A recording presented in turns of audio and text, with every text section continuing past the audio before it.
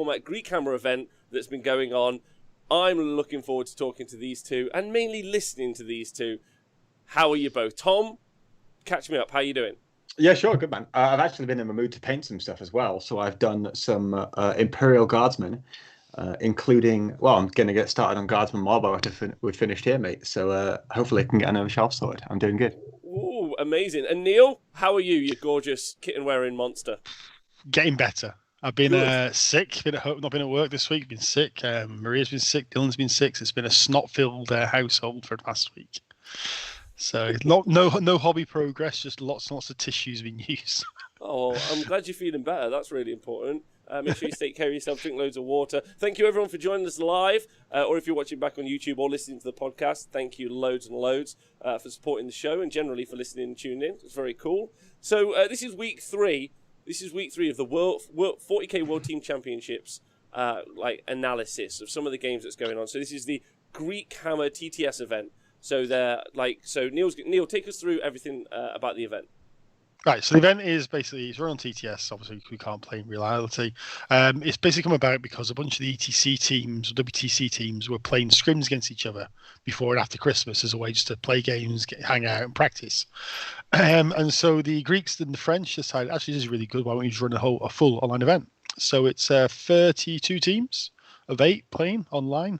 They have 2 weeks per round because we're pair and then play the 8 games. And we're just finishing the end of round 2, so it's going quite well. It is. So each week is now going to take 2 weeks to complete, right? Yeah, so basically, originally it was going to be 9 days around. But the teams and the TOs realised actually it's taking because of the pairings as well. It's taking a bit longer because you have to obviously find a day that works for both teams just to pair the players, and then obviously once players are paired, they're going to want time to like look at the armies and just work out what they're going to do and obviously plan their strategy and then get the game in. So, not for normal TTS tournaments, like single tournaments, normally a week to 9 days is the norm for the amount of time you have per round. If you play like a slow play one, not like the one obviously you were doing the Copenhagen tournament this weekend, and that was run as a proper real life tournament where it was scheduled games all the time. If you want to play a more relaxed TTS event, normally it's about a week for a round. But I just find it's taking a bit too long. And again, this event is, while it's competitive, it's also meant to be very relaxed. It's meant to be a way to practice things more than anything and just get together. So the teams asked for 2 weeks, so they've got 2 weeks. Amazing. I think the practice element is super important. I have a question actually, because this is related to team events as a whole, and a question I haven't asked yet in these kind of weekly shows. So I thought maybe you two would give me some good answers to it. So one of the things that's just occurred this week is there's a group of people trying to organise an Age of Sigmar Worlds TTS tournament as well. So same thing. So a guy called Matt Tyrell over in Australia. All of the teams are in. Now, the important part is it's teams of 4. That's something I want you to keep in mind. Whereas WTC, as you guys might know, is teams of 8. So teams of 4, and the meta is incredibly skewed. Like, it's so specific. So what happens is each one of the teams can only choose of one of the 4 Grand Alliances. There are 4 in Age of Sigmar, and so you can only choose one. So kind of like a restriction that you would think that you guys have applied in WTC, where you can only choose 1 Space Marines. However, it's predominantly meant that in each one of the Grand Alliances, just the best faction has been picked. So my question really, and also kind of what I want to ask you guys about, is do you really know why it was 8? Is there an intentional push to create diversity? Like, what's the point of 8, and also what's the problems when you scale down to 4 sometimes? Have you guys got any thoughts on it? I mean, I have absolutely no idea why it was 8 because it's always been 8. I mean, even in 2007, which was the very first one, it was 8. So you have to find somebody. I think. I can't remember the guy's name. There's a couple of the Danes and a couple of the Polish. There'll be 9th Age players now.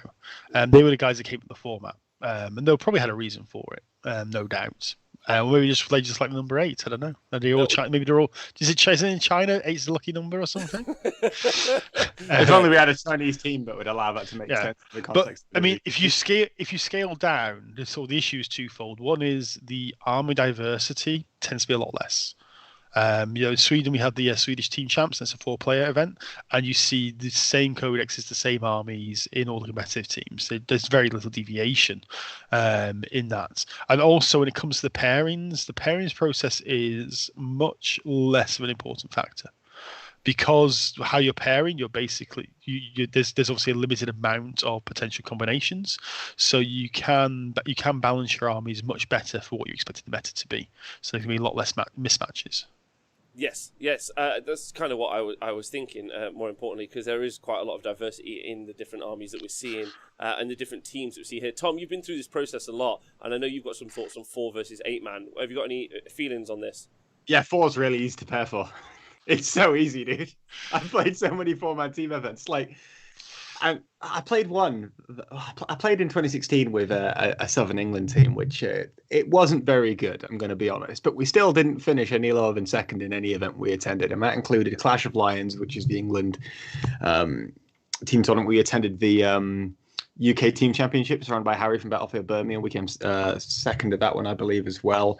We won the Team Championships in Bristol, and it was entirely just based on pairings because I was working at the county council at the time, and I just made a full spreadsheet of every single eventuality that could happen in pairings and just paired as though our opponents were going to pair as well as possible, but equally I basically had worked out what the best thing to do, assuming our opponents weren't going to make any mistake in every situation was. And we never lost pairings. Even in the rounds we lost, we just got outplayed. It's fine. But 4-man is just so easy to pair for because the number of eventualities that you could potentially have just goes way down. Okay. And there isn't really an established meta. So generally, as a switch up, as a conversation between 8 and 4, more diverse army profiles across a team, and then also the pairings is more complicated, or more importantly, can the pairings go worse, if that makes sense? Can the pairings go worse because you end up down a bad track, or is it easy to recover because you got more options? I think it's actually, if the pairings start to go really wrong, you'll go further wrong. I think we have a good example of that, actually. Yeah. Perfect. That leads me into the next part of the show. Lovely. But actually, before you go on, just quickly ask, because you said they were playing 4-man teams. I thought the ETC, the ETC was 6-man teams. Is there a reason they've gone to 4?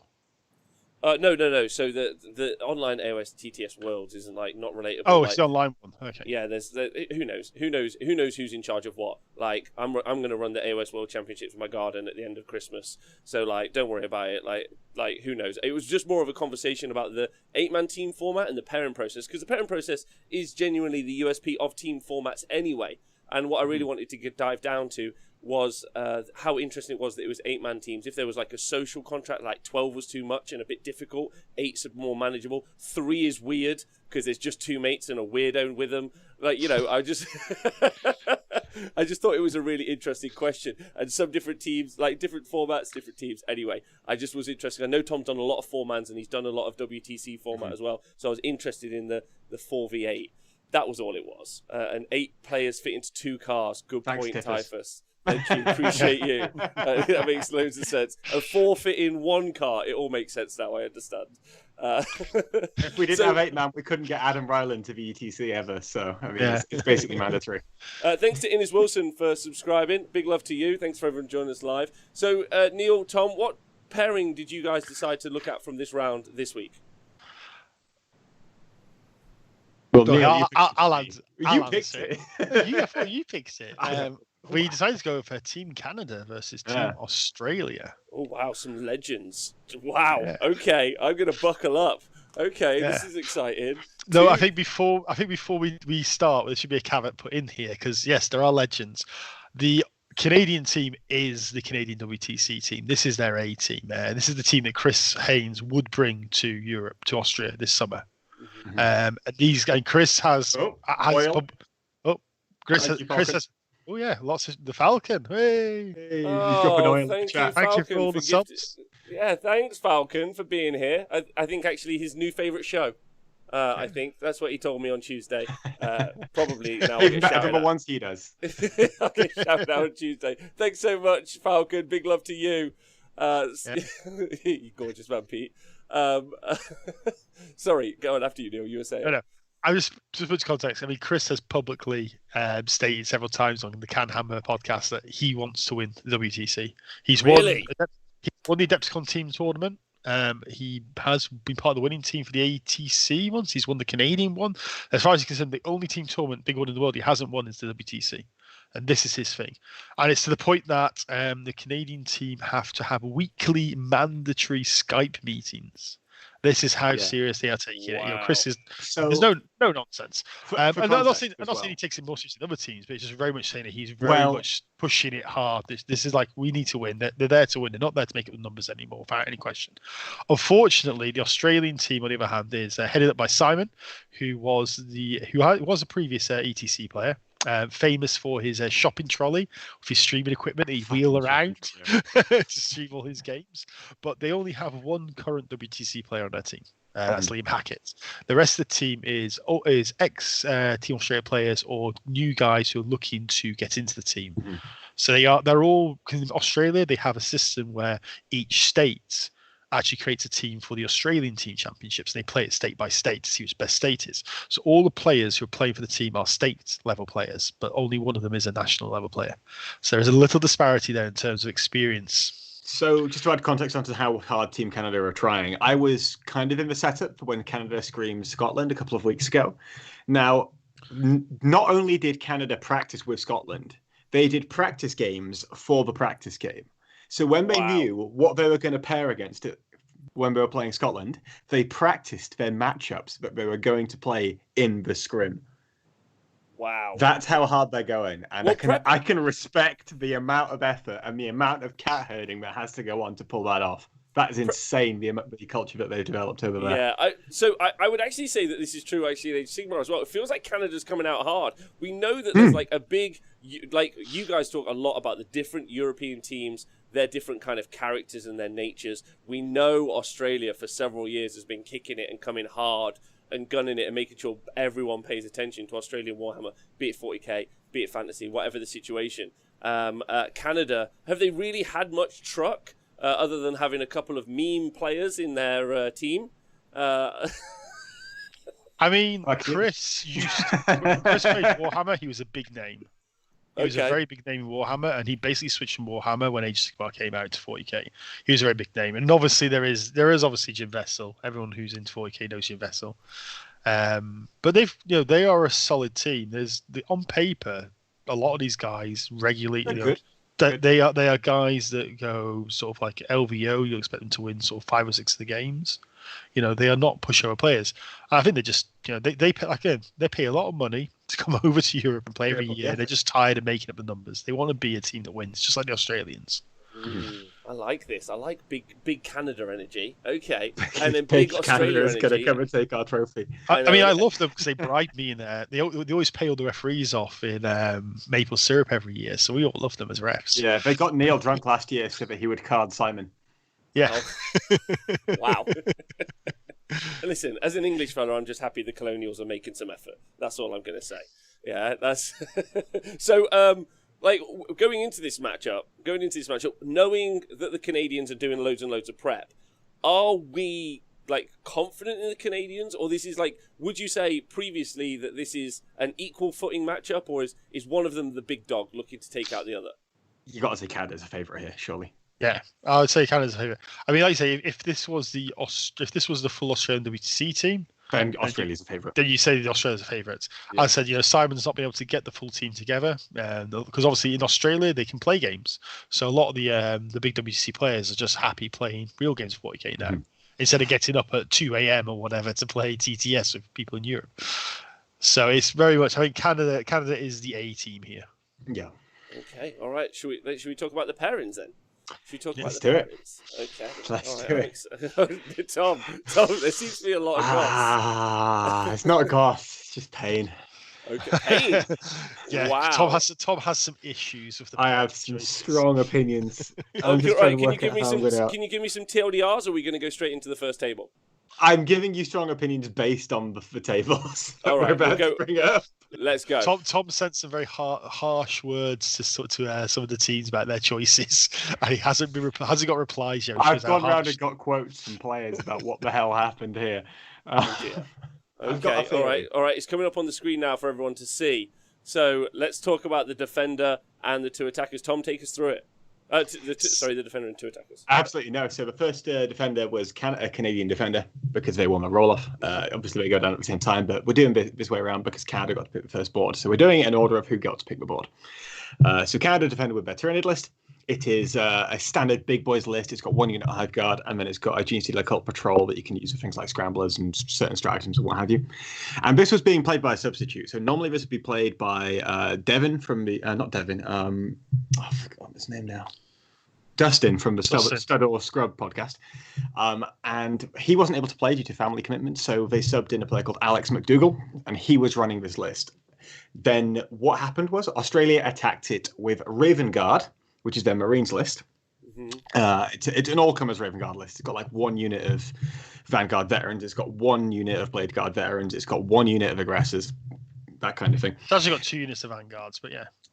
Yeah, 1 big one, 1 small one, though, right? It's not like the same archetype of.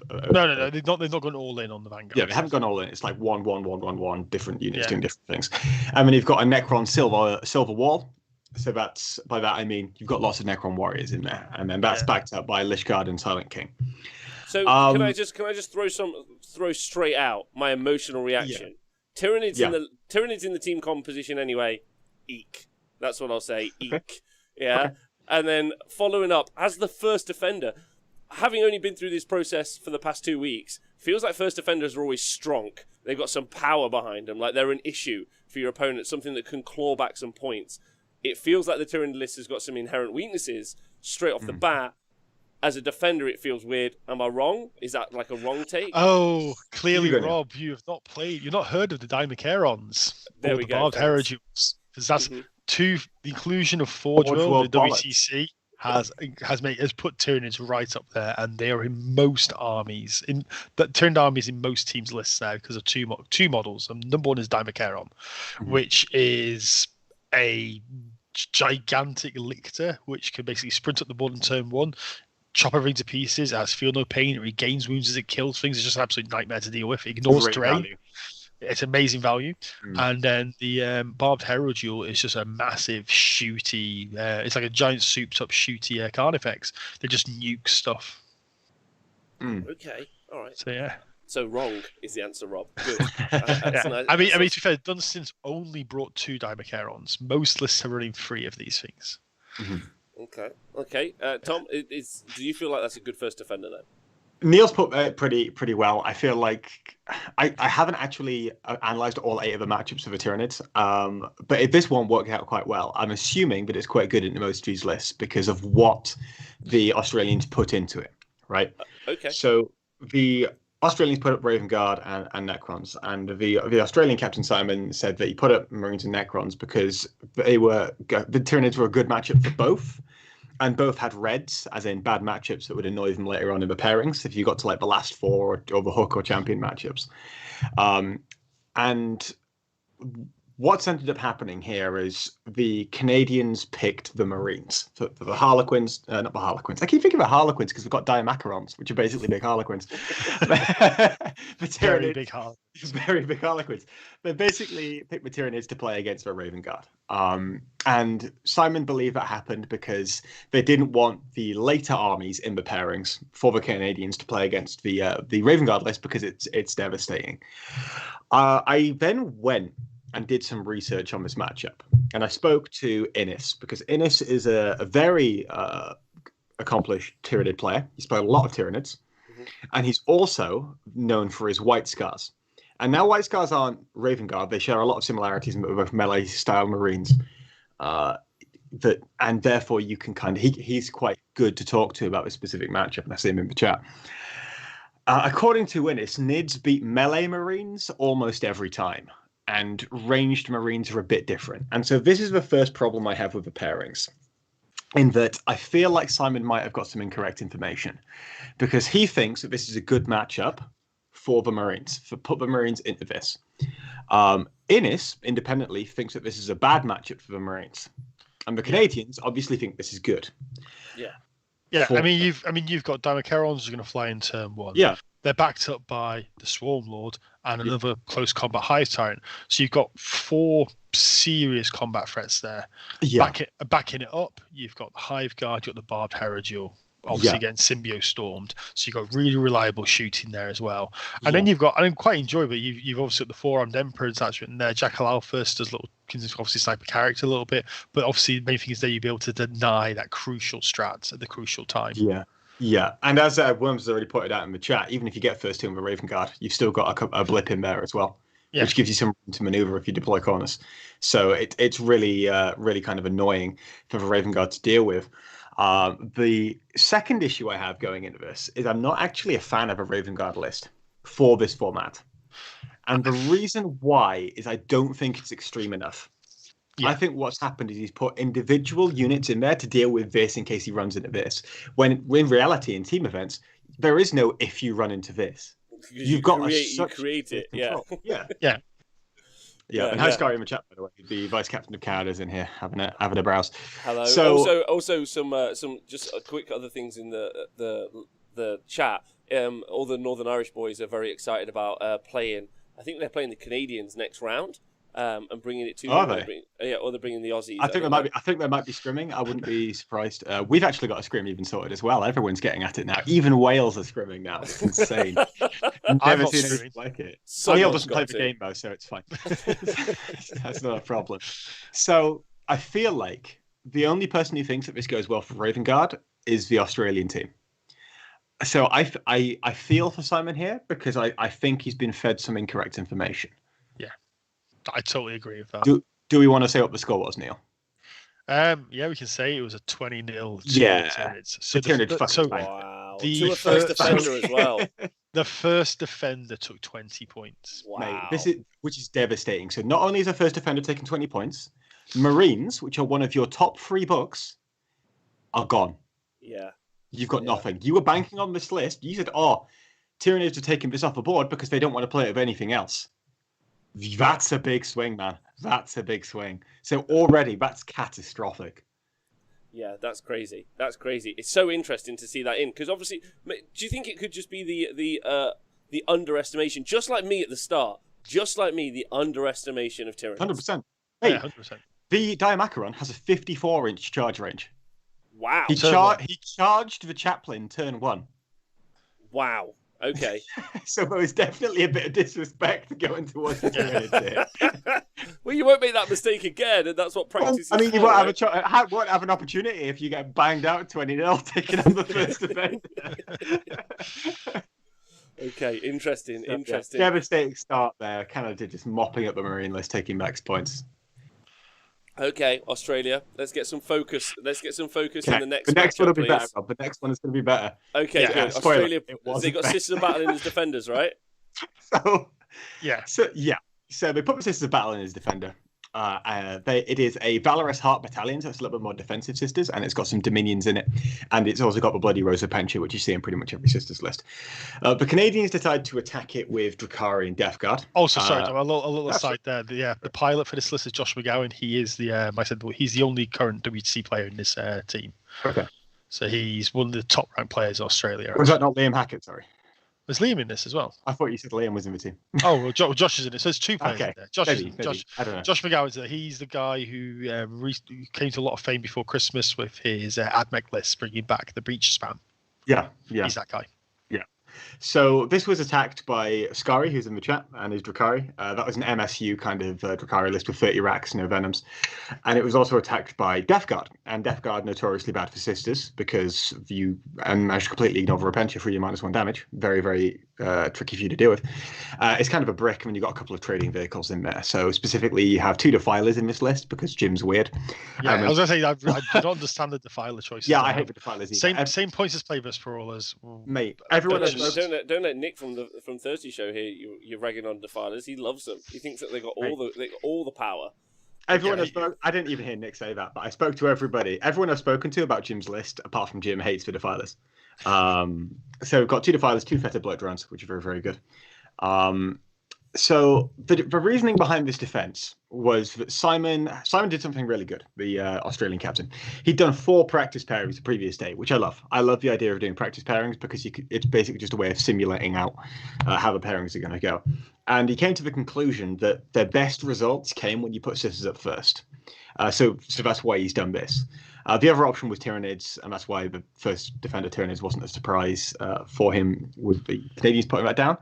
But because the sisters only had 1 red or bad matchup, it's okay to put it down as defender. Because if you're only bad into one thing, you put it down as defender. They put down the 1 bad thing and then 1 thing you're okay into. And then you take the thing you're okay into and you get your points, right? I think, again, what's happened is Simon has been let down by his intel. So the Death Guard is bad for him. That's the one that he knew about. He was correct. Yeah. I also think the Necrons is bad for them. So the Dark Elder, you mean? No, I think there are 3 bad matchups at least in this pool for the sisters.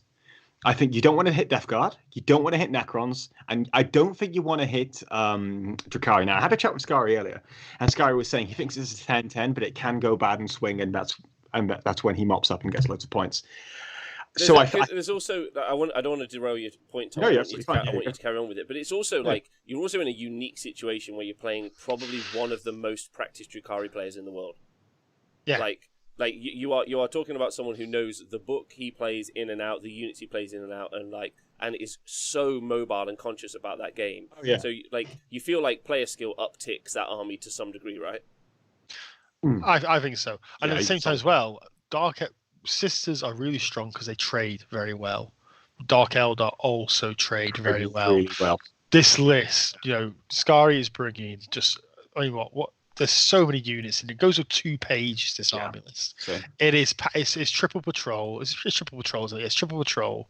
He's running 3, 5, 8 troop choices. It's so many fast. There's so many units in there that he actually, on paper, I think he out trades the sisters just by what I was saying. By pure fact that he's got more units to trade with. Well, it's not your durability doesn't even matter because whatever hits you, you're going to die anyway. You're up against Repentia and Retributors, right? It doesn't matter. Drakari, it's about standing there. Yeah. So you basically stick a 40-point unit or whatever it is in the space. The 40-point unit gets killed, which is better than sticking like a 125-point Falcon there. And then you just kill the unit that killed it and you trade. And so you ended up trading quite well. So this is why I'm really not a fan of the sisters first defender because again we've got a bad read on the matchups, right? I don't think you've got 1 bad matchup. I'm certain you have 3, at least potentially 4 bad matchups in this pool, right? And therefore, if you're sticking it down as first defender, you're basically wasting it because you can throw 2 bad matchups into the sisters and say, well, your sisters is bone now, so not only have you lost your Marines, you've also lost your sisters. 2 of the 3 strongest books in the game, and they're gone. Well, so Chris is in the chat right now, and he said, we practiced the match many times, and my Dark Eldar beat my sisters every time. Yeah, he seems very confident about that. Okay, that's very exciting. Do we have the results of the match? Can you go for it, Neil? You say it. 17-3 to Canada. So basically, now what's happened? Australia have used Marines and sisters and got 3 points. Yeah, this is tough. But also, first defenders are not meant to score big. I know that, I know a 10-10 is nice, but they're not meant to score super big. But it's not like Australia have put down 2 first defenders. They both put down a first defender. It should be 20-20. I know that from the defenders. Australia getting 3 points in that game. Your first defender. 3 points is perfectly fine as a first defender. You'd like more, but at the end of the day, you're in a tough matchup. The issue is that that Canada got 20 points from their first defender. Right. That is game changing for the entire match. And also you've just lost your sisters.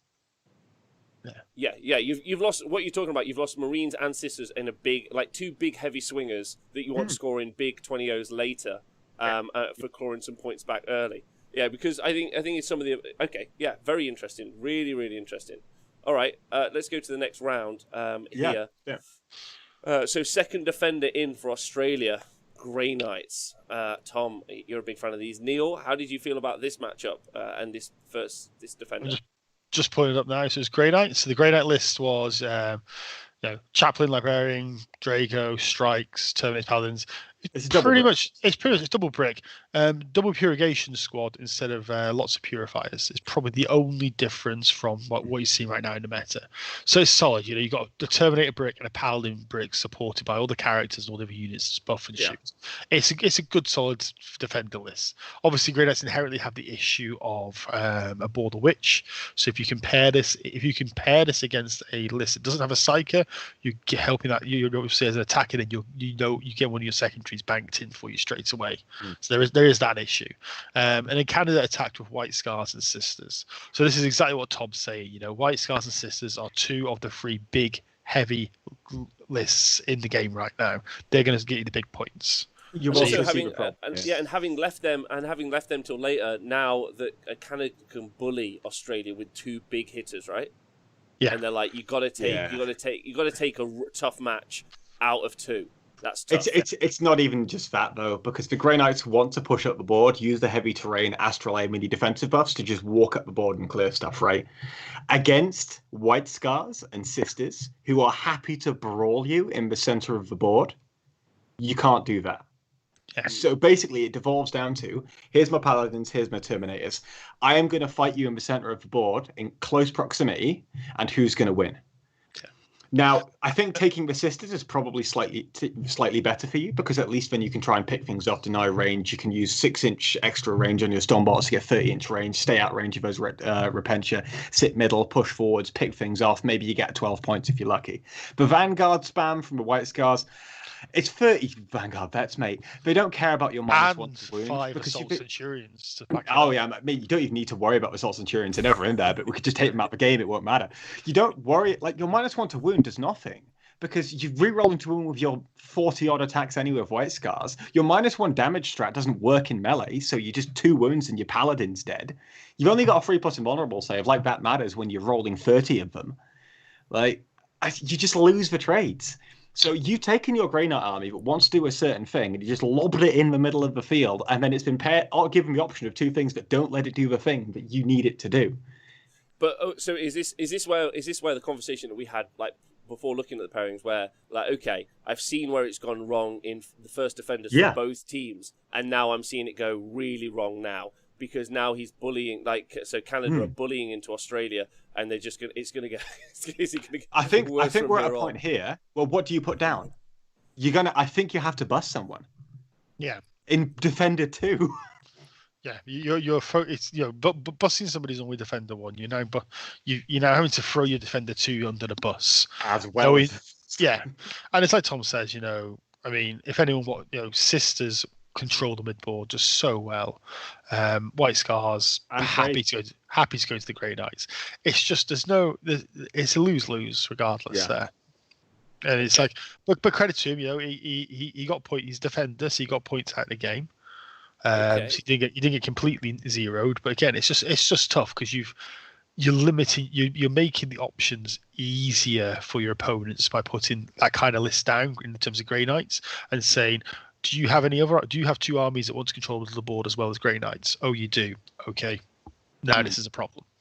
Yeah. So I mean, I think the important point to make here is that, like, when we're starting to look at the scores, like, it's weird, right? Like, if you're playing a singles event, each and every point that you score is valuable. In this team event, that format is the same, but each mistake costs the team exponentially in some ways. Like, it's more impactful across the breadth of the team. So doing that pairings, that's why I think Tom's quite impassioned about this, is like doing that pairings and getting and ending in those mistakes causes some sort of nightmares later on. And, like, this is TTS and it's fun, and obviously someone's going to win the tournament, but ultimately you want to put this into practice in the real worlds at the World Team Championships, and this is like a lesson to learn from, right, and be aware of.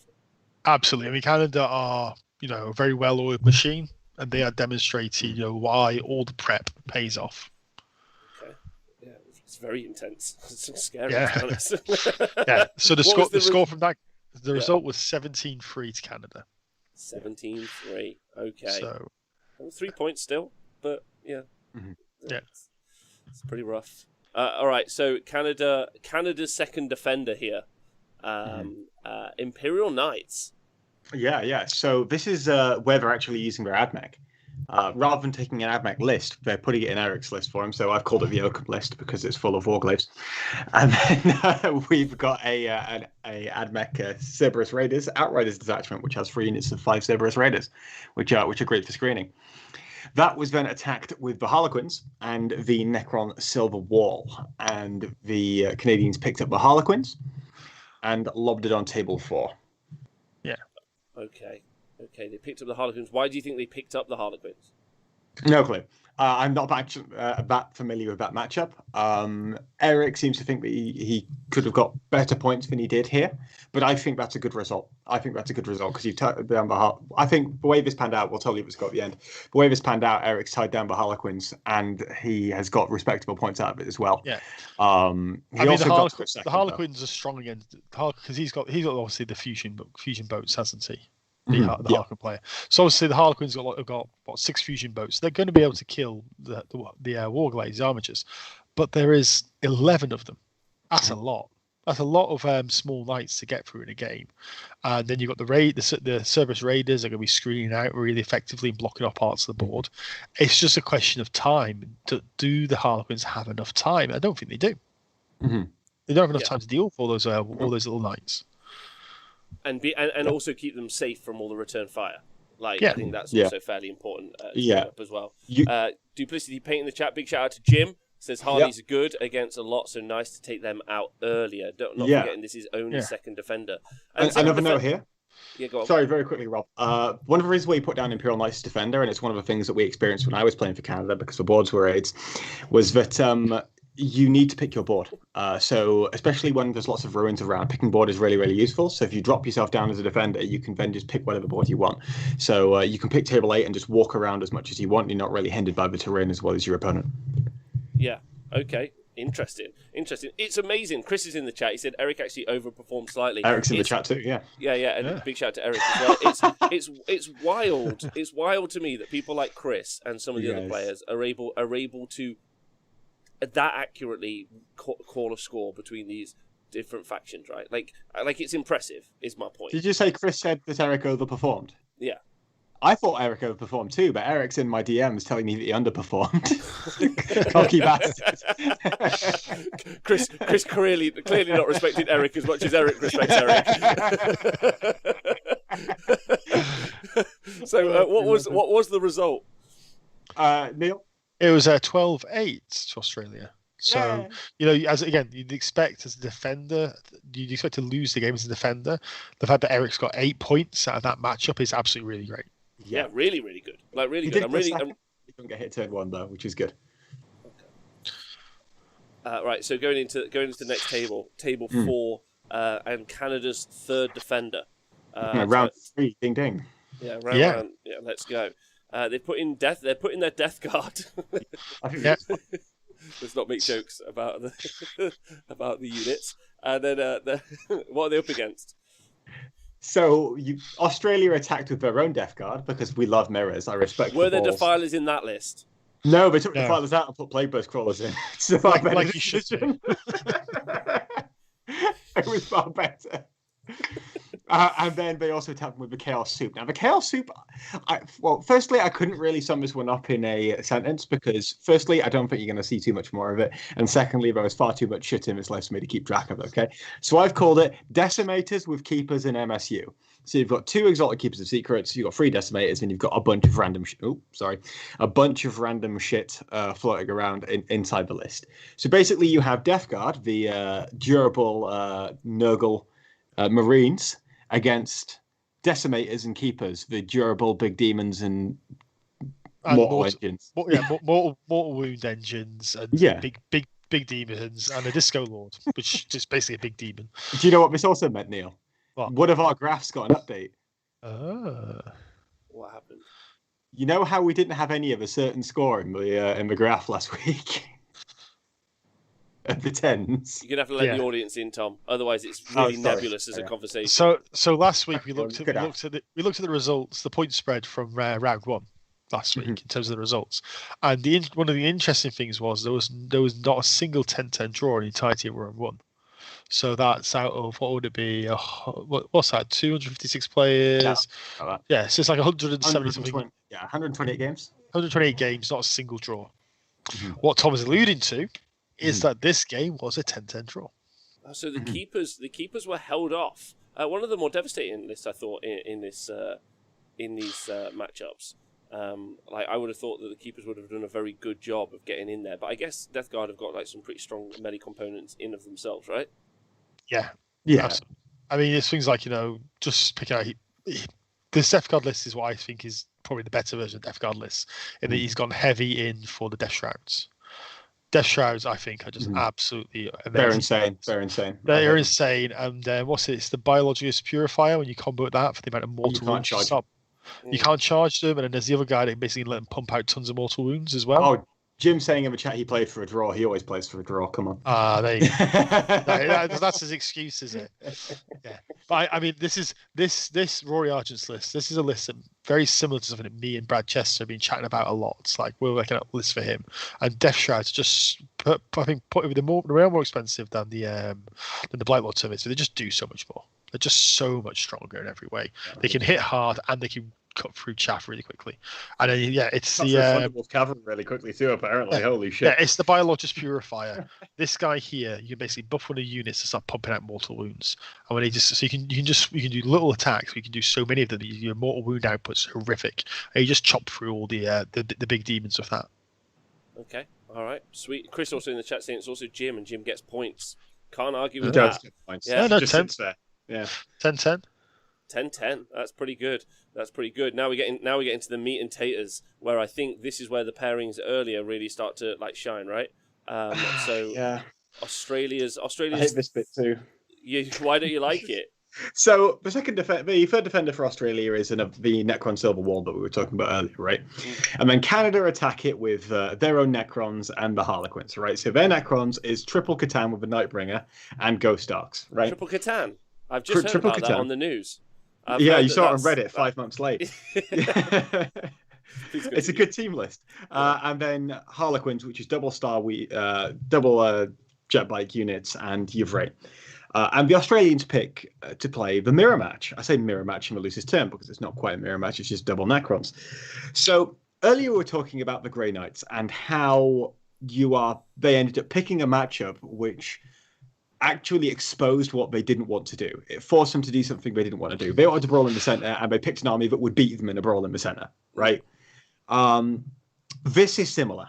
So the Necron Silver War walks up, stands there, and doesn't die, right? You are now playing into triple Catan, which completely bypasses your saves, your toughness value, and your reanimation protocol with the Catan themselves. Mm-hmm. Specifically because of your, I forgot what, the Catan powers. And I don't know if the Catan melee attacks also bypass your reanimation protocols, but you don't really want them to get them in melee anyway. You just sit off and you blat them. And you stick them behind the Ghost Arcs and you just hit them with the stupid Catan powers, right? And you just remove models by the bucket loads and there's nothing that the Necron Silver War can do about it because you've got 60 dudes. You then have triple Ghost Arc and triple 10 robot squads of Necrons, right? Which, on the face of it, isn't too much. But if you actually count the number of Ghost Flayers in there, you've got 10 on all the Necron Warriors. You've even got 10 on the Ghost Arcs as well. So you've got 60 more Ghost Flayers. You've got the same number of Ghost Flayers that the Silver Wall has, pumping into the center of the board.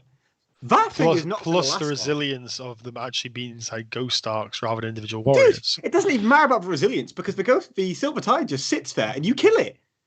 Like the thing you want to do, which is sit in the middle of the board and not die, you can't do because you die to this because of how it actually applies damage. Crazy H just confirmed reanimation works with Sister Tan melee. As Tom said, it doesn't matter. You're just shooting people off the board. It's an interesting choice by Australia ultimately because if anything else, you at least understand the differences between the two armies and how they power up. But the other choice was also Harlequins. Do you think maybe that it was the worst of two choices?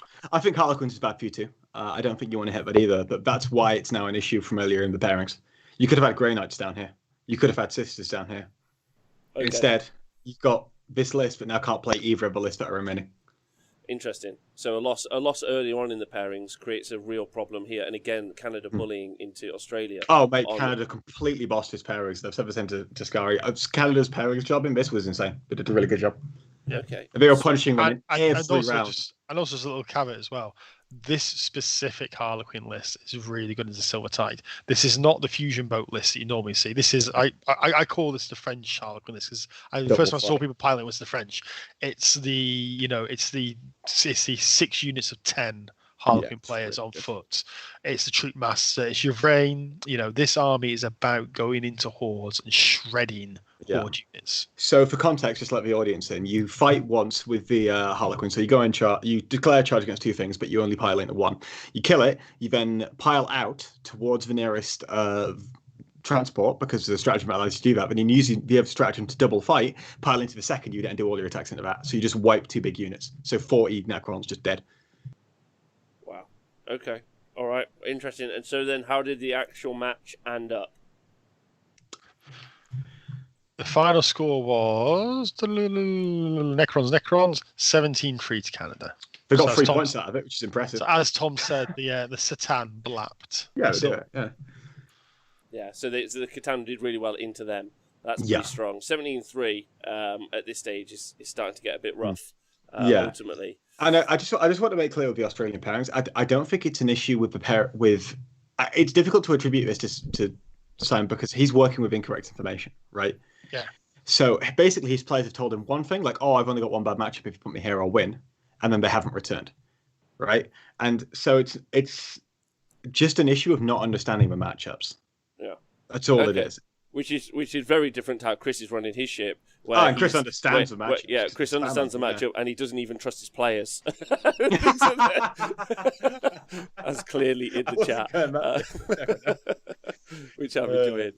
All right, so finally, so Tom, take us through the last 2 matchups. What's left over, basically, the hooks and the champions? So we've got the hook. The hook matchup is basically the list that have been left over, so that were declined in the last pairing section. So that would be the French Harlequin list that is run by Canada, and the Bricky Death Guard with trading vehicles Nurgle list that is run by Australia with the Playburst crawlers.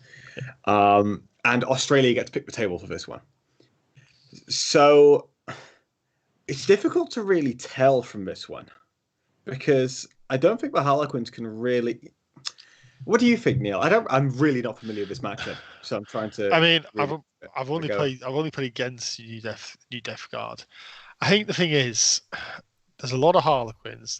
They've got you beat Death Guard by weight of attacks. You don't beat them by hitting it by big hits rather than lots of hits. Yeah, and I feel that because he's gone for the big blocks of players rather than the boats, and because of obviously it's Yanari and the tricks you can have there, I think that you can put out enough small attacks to get through the brickiness. At the same time, the Death Guard are really hard because the Death Guard will walk into the middle of the board and basically get into combat. So you're gonna have to play into that. So it's a very swingy matchup, I think. Mm-hmm. I wouldn't say on paper it's super clear because obviously you've got stuff like the Foul Blight Sworn who's gonna turn off charging first. In fact, he will stop 2 units getting bonuses. Yeah, 100%. Because he'll say to one of them you don't count as charging, he'll say to the other one you're striking last. You know, he's gonna be doing his tricks there. But at the same time, you've got invulnerable saves that you can bounce a certain amount of damage. You're quite cheap per model, really. I mean, there's a lot of ways to buff those Death Shrouds. The game revolves around the Death Shrouds, really. I think. Mm-hmm. How much can the Death Shrouds tank in the middle? Because he's got Poxwalkers, but they're going to go down. But it's basically, can the Death Shrouds tank enough of the Harlequins? Yes or no? Mm-hmm. There's also the mobility issue with Death Guard, surely as well.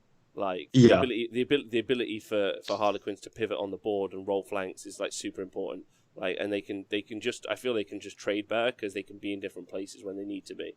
Like, and they're I feel like that's a tough matchup. How did that matchup end up then? 13-7 to Canada. Yeah, and Jim Vessel's just written in the chat as well. This game was lost in his opinion in deployment because the the Death Guard castled too tightly. So it was turn 4, but if he even got to the midboard, you know, they need to be more aggressive to get to the midboard sooner to actually control the game. Otherwise, they just had to control the game to the Harlequins for too long, basically. Yeah, and if you're not exactly very good at pushing on people with Death Guard necessarily, unless they're like small model count, which means that if you start getting wrapped yourself, you've kind of got a problem. Okay. And if you castle up, and it's easy, as we've already talked about, it's easy to wrap. So Yeah. Okay, and what about our final matchup here? Yeah.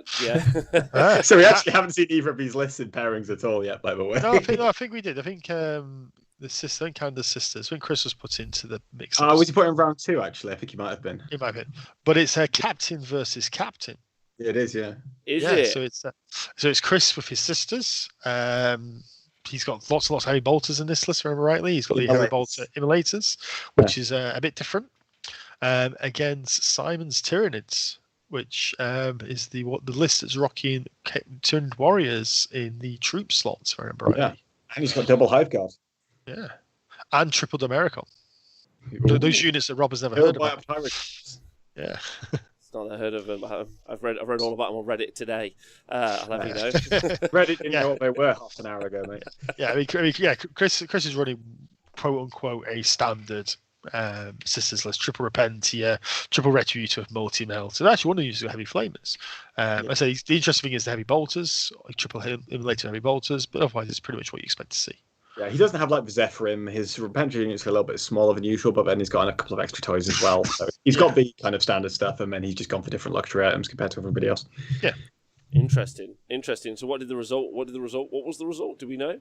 Yeah, so the sisters took this one 13 points to 7. Wow, 13-7. That's not too bad though. It's not too bad. That's closer than the earlier stuff. So overall, what was the score between the two teams? Neil, do you want to do this one, mate? It was 11. I'm tired. It was 115 to Canada, 45 to Australia. So this was a big win. Complete massacre. I don't think I forgot any Nids versus Marine match. This is the one we've got on. Slide 8. The Nids versus Marines was the first match. Yeah, it was the very first match. The first one we talked about, yeah. Mm-hmm. We did that already. Literally first, Jim. Sorry, mate. You need to go back and watch the VOD now and give us some more numbers. Unlucky, dude. Unlucky. So, all right. So let's break it open here, and let's talk about it like in a kind of less like, I don't know what the right way to describe it is, but less brutal. Less brutal, yeah. Like, do you think this is? Tom's already said that he thinks that the issue here is that like not enough information from the players, or incorrect perceptions of matchups. Yes, or incorrect perceptions. And obviously, as we talked about, Canada have been putting in some very serious legwork. Neil, you've been experienced in the WTC for a long time. Tom, I know you have as well. Is it always the most prep is the best results? 100%. No, best prep is the best results. Yeah, best prep, but most prep, best results. Yeah. Okay, but some prep at least.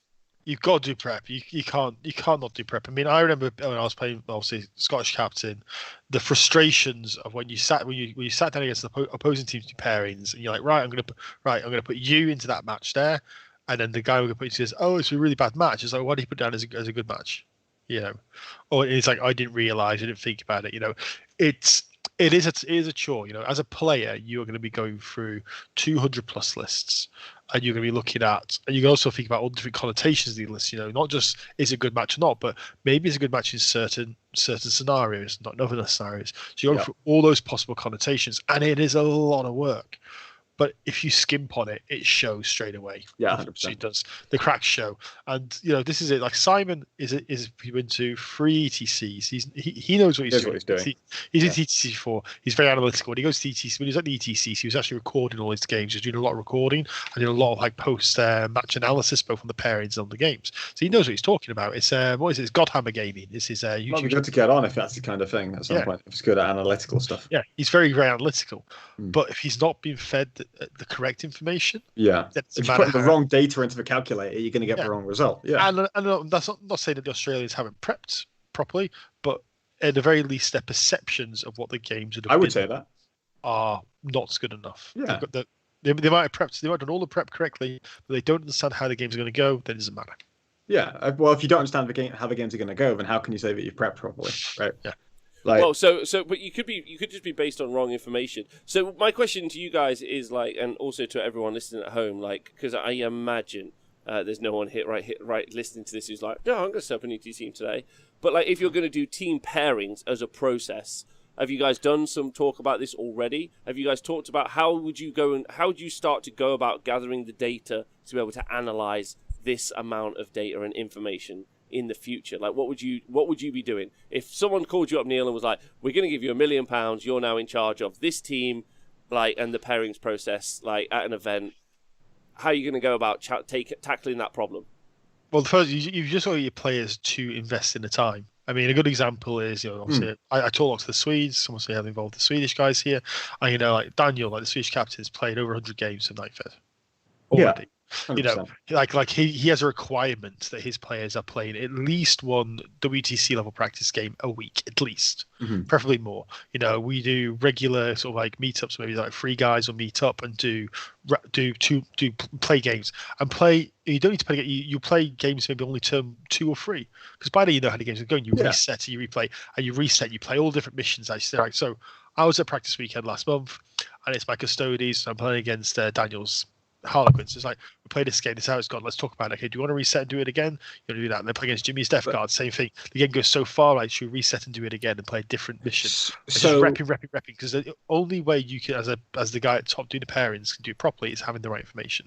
And that just comes down to practice. So that's a skill not in and of itself, though, right? Like, if you are able to get to like turn 2, 3, talk to your opponent about how it's going to go, and then that's how it would go.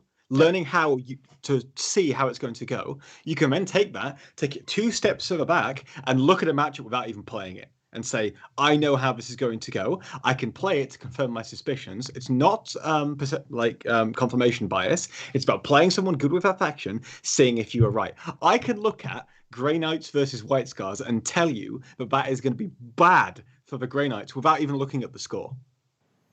Yeah, okay. Because that's because you've repped the game enough times. I've played like 12 games of Grey Knights, right? 15 games of Grey Knights, and that's a bad matchup. So you think some of it's reps for yourself, and some of it's reps for the players. And all of those games were 8th edition for context, but I know how Grey Knights operates. So like, I'll take a new book, I'll take it for 5 games for a tournament. I'll understand how it kind of works and what it wants to do. I mean, I can look at a list and go, bang, I understand how that's going to work. Right. That doesn't mean I'm going to be perfectly on it with all the intricate mechanics, and I totally and completely accurately understand how much damage it can do, how much it can take in certain situations.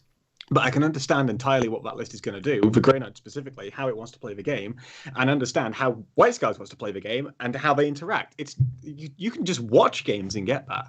I mean, playing games is the most important thing, of course, but there's other things that you can do even if you're not playing. Go and watch games, even if it's just battle report or whatever, so you can see what things do to other things. Okay, yeah, fair. So you just got to do the work and put the data in. That's the point. You've got to load up your brain. That's what you've got to do. All right, good advice. It's Neil, sorry. If I'm looking to fill my brain up on WTC knowledge, how do I do that? Play games. Great opportunity. I feel like that's what I was going for. Great opportunity for you to talk about the podcast there. That's what I know. Yeah. You can obviously, this is the podcast right now, but when we're not recording this, me and Tom have a podcast, WTC Squadcasts. You can find us on, all the good podcast vendors. We do have a YouTube channel. We haven't updated it in forever because Rob hasn't taught me how to update YouTube yet. Shots fired. I'm on it. Yes, you can find us there, and then the other one is just reach out, go on Facebook, spend 5 minutes on Facebook, and I guarantee you'll find your local WTC team.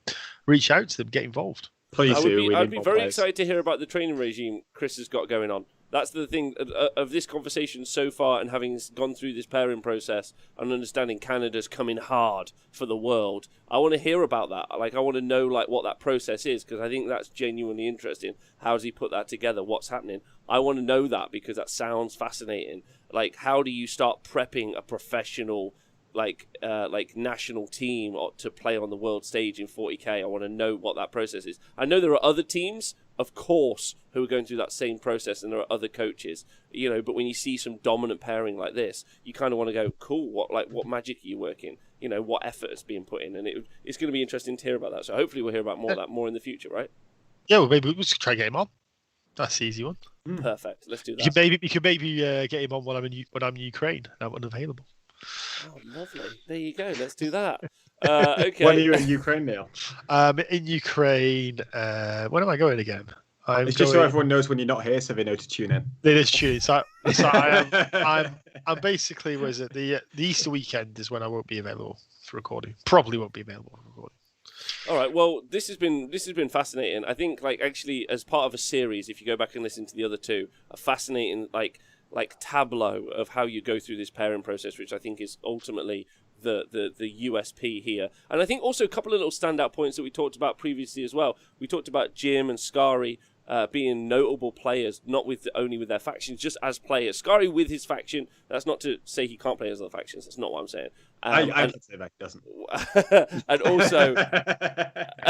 and also with Jim just getting points as being said in the chat. I think those are some interesting conversations as well. When you have these, like, I don't want to say star players, that's not fair, but, like, do you know what I mean? When you have these names who are practiced as well, I think there's something to talk about there as well. So yeah, I'd like to hear more about that in the future. Yeah, okay. I was going to say before we go, I was just going to say, if you go to Tourney Keep, you can find the results for this. It's actually looking really interesting. Poland, Ukraine has ended in a draw, which is big. Okay. Obviously, Australia, Canada done well. England look set up to lose to the German Trolls. The Germans only need 8 points in their final game to beat England, which again would be pretty big. And then the other German team, German Scouting, the guys we talked about last week, they're currently 77-63 to the semi-croissants. So if the French Neil, come on, if they pull this game out, they could get a draw there as well. So it's actually quite tight at the top. Right now we're looking like hottest takes, who is quote unquote the best TTS players in the world. They've got a lot of guys who are basically exclusively TTS. They're going to be playing Canada next week by the looks of it. That'll be super interesting. You're going to have a well-oiled, well-drilled WTC team versus guys who are basically repping TTS all the time. I can't wait to see the Commodore ruin Jim. Okay, I'm excited about this. All right, fun. So that's the next matchup for Team Canada, France. The Team Canada versus Hottest Takes, who are amalgamation of TTS players from around the world. Oh, wow. Okay, let's go. I'm looking forward to that. Let's see this happen. All right. Well, Neil and Tom, thank you so much for coming on the show and talking to us, taking us through this again. So just so you guys know, round 2 has finished as of today. So round 2 of this 5-round event for these teams. So they'll be playing. There'll be 3 more rounds to come. The next round will happen over 2 weeks. We'll talk about some more pairings in the future. If there's anything you guys want to hear about or see in the future, do leave some comments below or drop some messages to us. Any of that. Fascinated to get more information on this as time goes on. Especially as team tournaments around the world seem to be picking up steam massively. So I'm always interested in this pairing process now, like how to show it, how to talk about it, how to talk about the highs and lows. I think it's an interesting one. So Tom, thanks for doing the research. Neil, thanks for putting that was great fun, mate. Yeah, I enjoyed it. No worries, buddy. Have you got any shout outs before we go, Neil? Yeah, go on to Patreon, find the honest Wargamer, donate money to Rob because he's awesome. If you don't, you'll get a red card off me. True. We'll embezzle you for dice cheating. Neil will just come past, drop a dice on your table, and come back and what's this? Actually, I want to give one shout out. Yeah, go for it. There you go. Just the dice cheating. Obviously, last week we talked a lot about the dice hack and all that crap. I want to actually do a good story. So yesterday, I got loads of texts yesterday in the afternoon. I tried to put Dylan to sleep off like referees and people going, "Oh, you need to go to Brad Chester's game. Brad Chester's playing a game in this event because he's got a legal combination of secondaries. Basically, he's playing Death Guard and he picked Spread the Sickness and Raise the Banners, which are shadow operations. You can't have both of them.